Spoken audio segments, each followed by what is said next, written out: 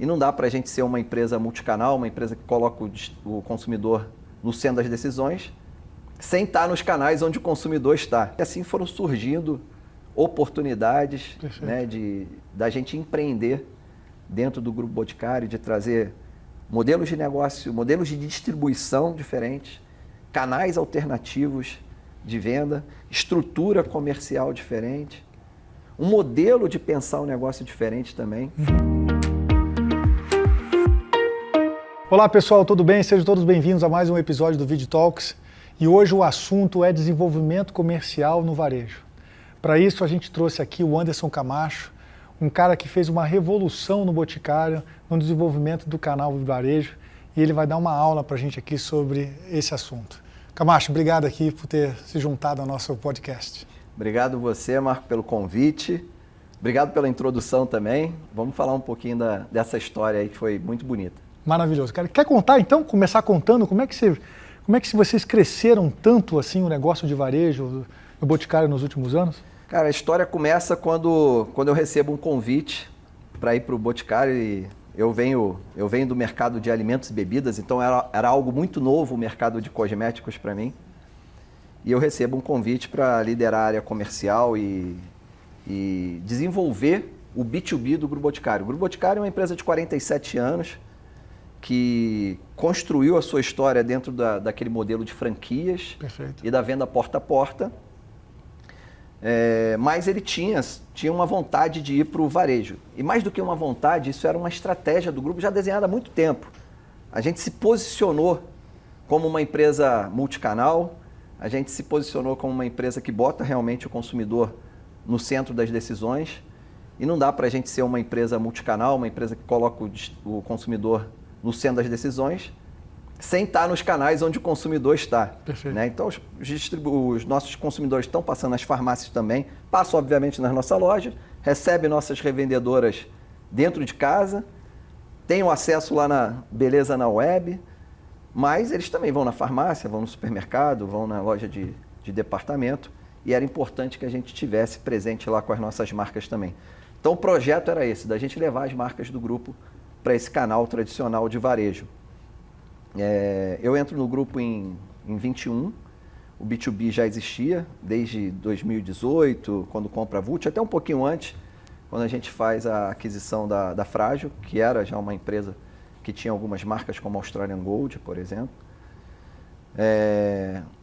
Então já existia esse B2B, mas em 2021, quando a gente chega, começa um novo momento, que a gente chama a fase de crescimento do B2B. Perfeito.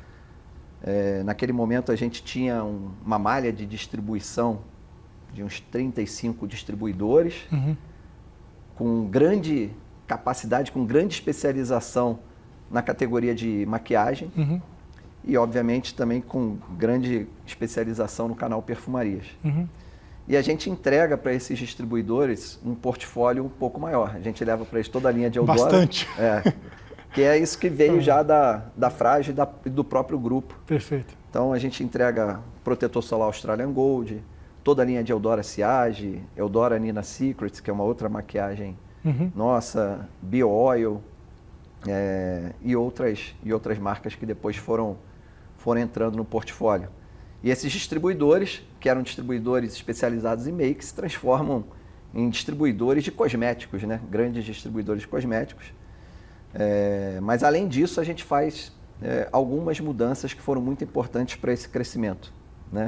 Eu vou chegar daqui a pouco nisso aí. Antes eu queria entrar no seguinte, para quem acompanha a tua carreira há muitos anos, eu sou um deles, enfim, você é um cara especialista, né? Ou seja, até essa ida para o Grupo Boticário, especialista no canal alimentar, por assim dizer, na indústria de consumo de FMCG.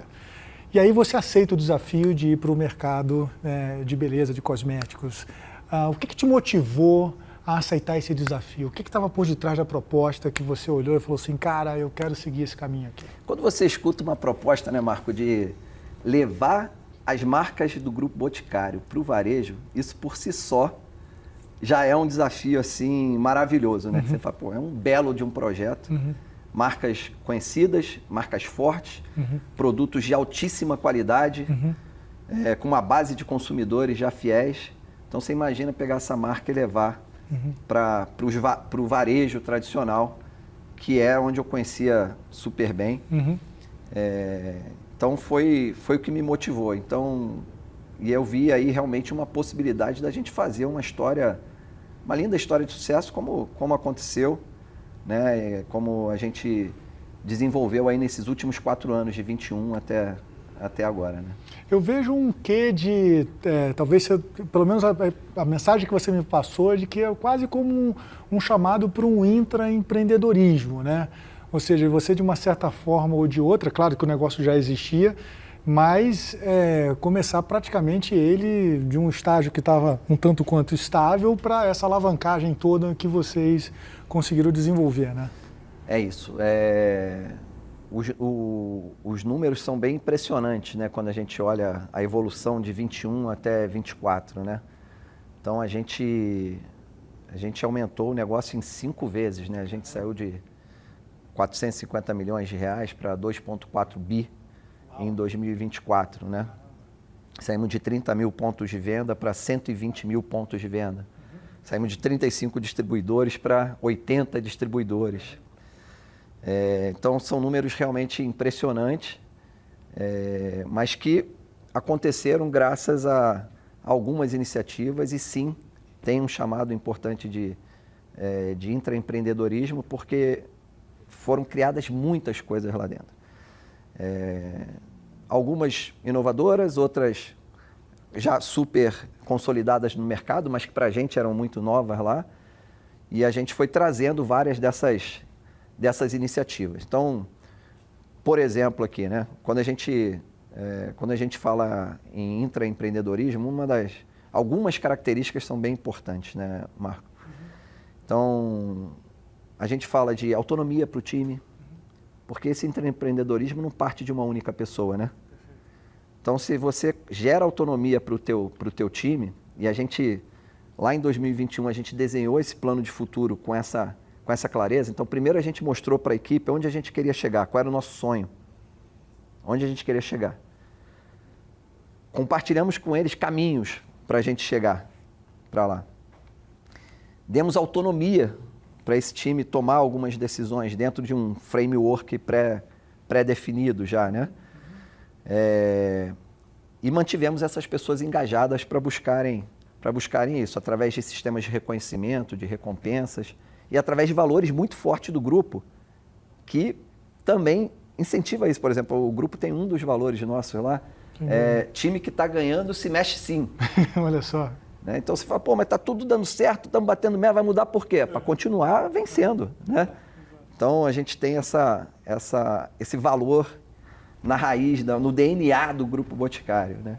Essa autonomia, né, pegando de todos esses pontos que eu destaquei aqui para vocês, se você pegar autonomia, para mim foi um dos pontos chaves, porque a gente empoderou o nosso time de uma forma que todas as pessoas, hoje eu estou com 98 pessoas no time, cada uma das pessoas está sempre ali criando alguma coisa, gerando alguma ideia nova, todos os dias.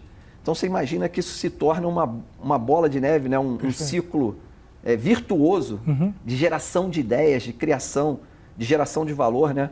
Para o distribuidor, para o varejista, para o consumidor, para o próprio Grupo Boticário.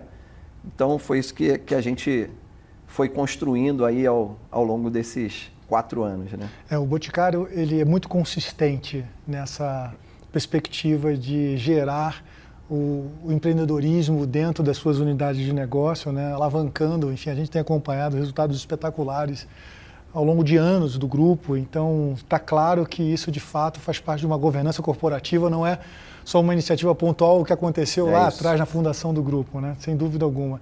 E eu queria trazer um pouco essa perspectiva que você falou do empreendedorismo, que tem a ver com a geração de oportunidades, né? Ou seja, o empreendedor naturalmente ele está de olho muito mais nas oportunidades do que na, enfim, administração de recursos, porque ele tem que tomar mais riscos, né? Se você pode contar um pouco de que riscos que vocês tomaram, assim, em busca dessas oportunidades que foram fundamentais para essa alavancagem de resultados. Algumas coisas acabam acontecendo de maneira quase que natural, sabe, Marco?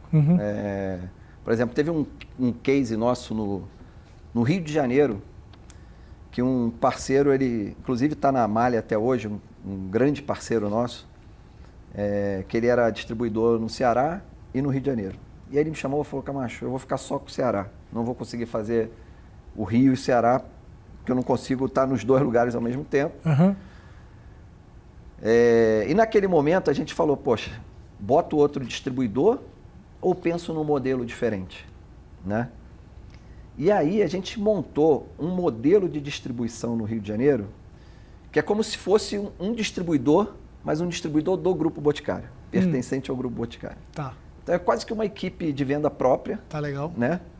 Mas funciona ainda no modelo de distribuição, né? Você tem uma unidade de negócio lá que tem gerente, supervisor, vendedor, promotor, que atuam no Rio de Janeiro e eles fazem essa gestão toda do comercial no Rio de Janeiro. Então, era um negócio diferente que falei, não é nem o distribuidor, nem uma venda direta, nem é um broker, nem um OL, foi um outro negócio que a gente montou. Perfeito.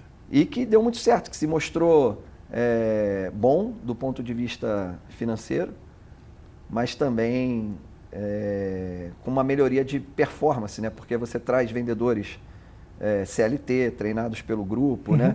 Funcionários do grupo, então com mega engajamento, e deu muito certo. Logo depois teve uma oportunidade similar no Espírito Santo, a gente estendeu esse modelo, hoje a gente tem esse modelo no Rio Espírito Santo. Esse é um exemplo assim, de coisas que foram... arriscadas, mas que deram certo. Um outro exemplo bacana a gente trabalhava muito com as lojas de departamento nacionais, C&A, Renner, Riachuelo. Sim. Mas a gente não atuava ainda nas regionais. E tem várias lojas regionais. E eu fazendo visita com um parceiro nosso do Rio Grande do Sul, visitei uma loja que ele falou, esse cliente aqui me compra X por mês. Eu fiquei com aquilo na cabeça, achei o valor muito alto, né? Eu falei, cara, não é possível. E aí comecei a pesquisar. E era uma loja de departamento regional lá no Rio Grande do Sul. Só tinha no Rio Grande do Sul. Eu falei, cara, deixa eu pesquisar se existem mais lojas de departamento regional. Aí comecei a pesquisar e descobri que existem centenas. E aí a gente fez um projeto e montamos uma estrutura interna de um gerente focado nesse canal para desenvolver esse canal. E esse canal hoje é um canal bem representativo para mim, que traz alguns milhões de reais aí de faturamento ano, numa grande aposta que a gente fez lá atrás. E assim foram surgindo oportunidades, né, da gente empreender dentro do Grupo Boticário, de trazer modelos de negócio, modelos de distribuição diferentes, canais alternativos de venda, estrutura comercial diferente, um modelo de pensar um negócio diferente também, né? Que, como você falou, eu tenho um background muito forte no canal alimentar, né? E dentro da área de cosméticos, a gente tem um modelo de distribuição que é muito forte, a questão da distribuição numérica, a disponibilidade do produto.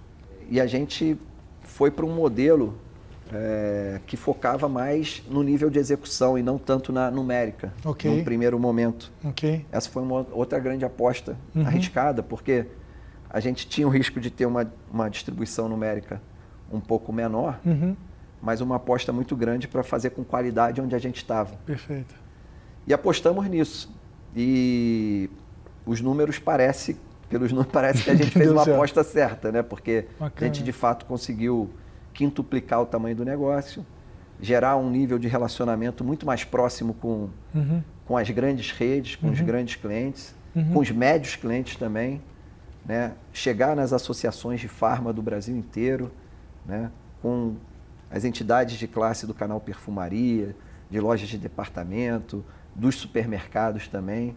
Então a gente montou uma estrutura para isso, uma política de preço também, onde você privilegia o preço. O preço para a gente é muito importante, até porque eu tenho marcas que eu trabalho no B2B, mas trabalho lá na VD também, na venda porta a porta. Então é muito importante que a gente tenha um equilíbrio de preço. Então a gente tinha uma política de preço muito rígida e a gente estabeleceu assim, ao invés de botar vários distribuidores numa região, eu vou deixar um distribuidor único, exclusivo, e aquele preço é o preço e não vai ter nenhum outro concorrente ali fazendo leilão de preço. E é uma segurança para o nosso cliente também, para o nosso varejista. Ele sabe que ele sempre vai estar comprando o melhor preço, né? Perfeito. Então, tem um preço... Então, são algumas apostas que foram feitas, né? Tomada de riscos, mas algumas deram bastante certo. Né? E aí que eu ia entrar também, que uma história de empreendedorismo não é só contada de vitórias, né? Também existem os seus vales, né? Ou seja, suas baixas.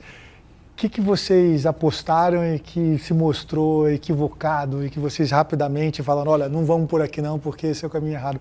Tem histórias nesse sentido de aprendizados? Tem alguns aprendizados interessantes que a gente, quando a gente tem um ritmo de crescimento muito acelerado, né?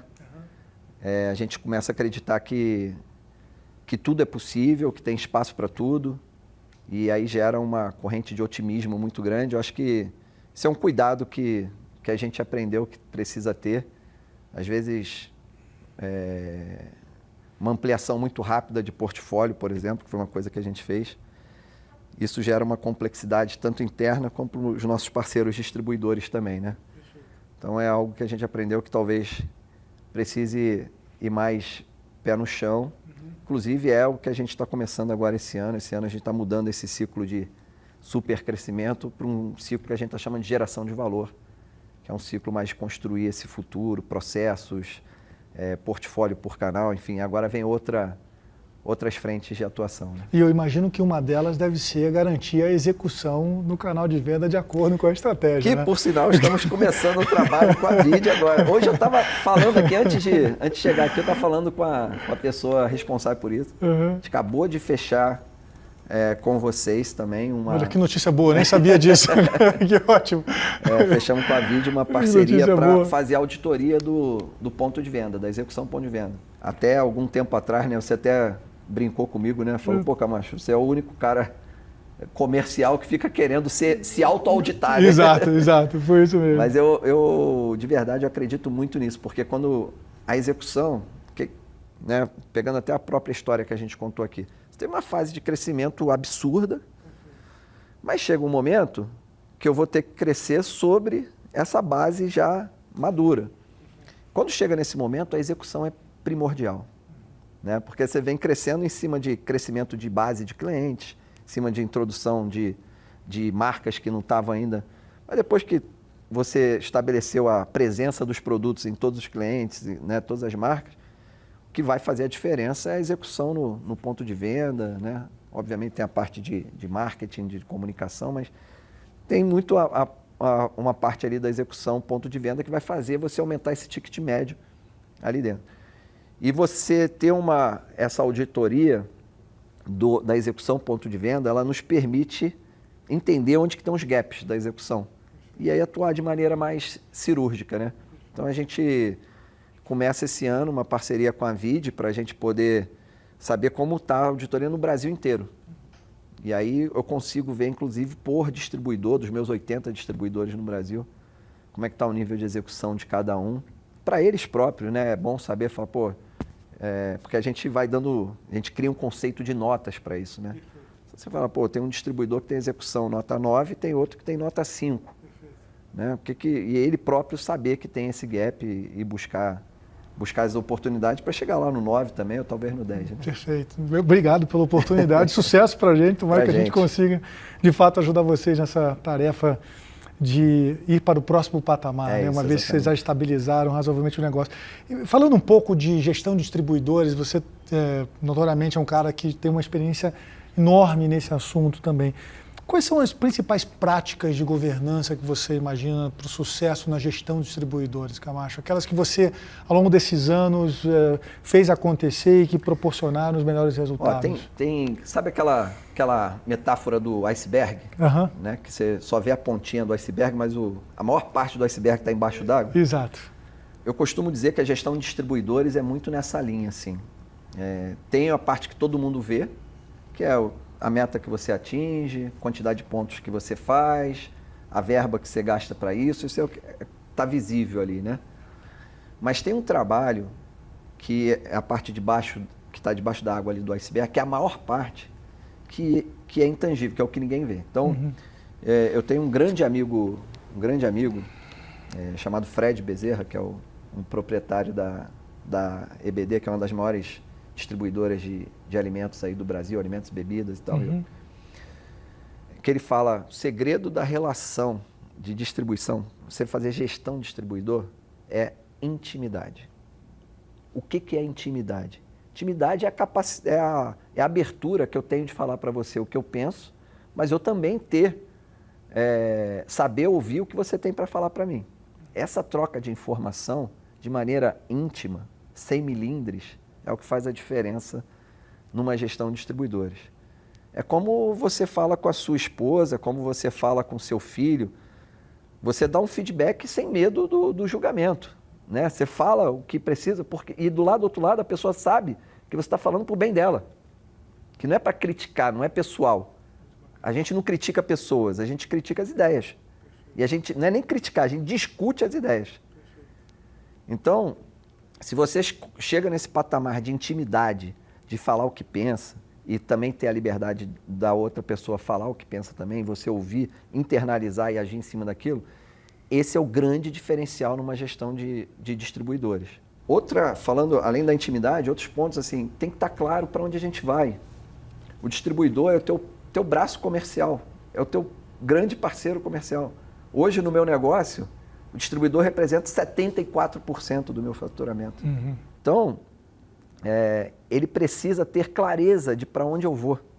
Por isso o modelo que eu te falei, o modelo de exclusividade, só tenho ele numa região, né? E esse de confiança de que você está junto. E ele está lá discutindo a estratégia comigo para os próximos 3, 4 anos. Eu não tenho segredos com ele. Porque ele está querendo a mesma coisa que eu quero. E ele tem até uma contribuição, porque ele está muito próximo da ponta, né? Ele e a gente aqui no escritório aquela retroalimentação, Exato. Né? De trazer os inputs da rua para retroalimentar o plano.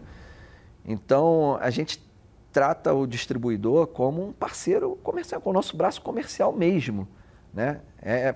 Inclusive, faz parte do DNA do Grupo Boticário, com os franqueados, por exemplo, que há 47 anos, se você fala com um franqueado hoje, ele não fala, o Grupo Boticário. Ele fala, nós, do Grupo Boticário, acreditamos nisso. Muito bacana. Isso faz parte do DNA do grupo. Então, é esse modelo que a gente tenta construir com os nossos distribuidores também, deles incorporarem esse sentimento de falar, nós, aqui do Grupo Boticário, nós estamos construindo essa história no varejo brasileiro. Então, acho que tem que ter intimidade, tem que ter essa clareza de objetivos estratégicos de longo prazo e o cara está plugado na estratégia junto contigo, construindo junto contigo. E tem algumas coisas ali do dia a dia, né? Que você... eu acredito muito que existem modelos de montar equipe comercial, né? Com top clientes ali, onde você vai ter que ter vendedores que account com uma formação melhor, clientes da numérica que você tem um outro modelo de perfil de vendedor, né, que inclusive pode servir até de escadinha dentro do distribuidor. Tem que ter indicadores claros, como por exemplo, está falando agora da VID, né, da execução. Qual é a tua nota de execução? É 5, 7, 8 ou 9? E isso deixa claro qual é o desafio que cada um dos distribuidores vão ter no Brasil inteiro, né? Então, acho que vai por aí. Clareza, intimidade, indicadores de acompanhamento, treinamento, desenvolvimento contínuo, né? Por exemplo, nós lançamos 2 anos atrás o programa de excelência do Grupo Boticário.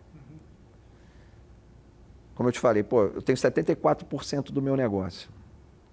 Eu estou crescendo em ritmos, nos últimos anos a gente praticamente dobrou de tamanho 2 anos seguidos.